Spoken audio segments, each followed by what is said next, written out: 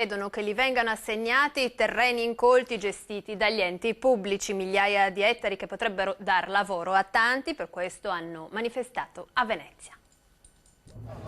In treno, l'arrivo a Venezia dei giovani di Coldiretti. Dalla stazione di Santa Lucia parte un corteo, un altro su motoscafi viaggia sul Canal Grande. Si ricongiungono a Palazzo Ferrofini. Quella è la meta, perché al vaglio della quarta commissione agricoltura del Consiglio regionale c'è un progetto di legge che li riguarda e a riceverli ci sono Nicola Finco, primo firmatario di quella legge, la commissione e il presidente del Consiglio Clodovaldo Ruffato.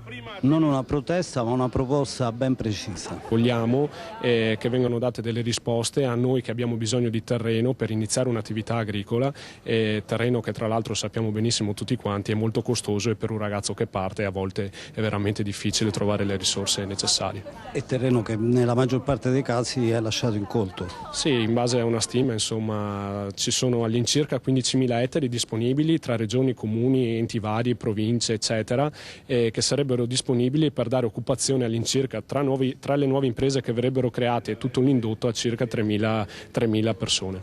Disoccupazione che cresce soprattutto per quanto riguarda giovani e giovanissimi, l'agricoltura invece è in controtendenza.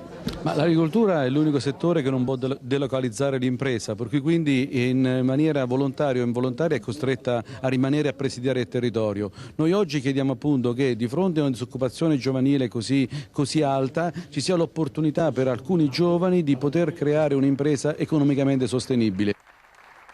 In montagna si cominciano a fare i conti con i danni dovuti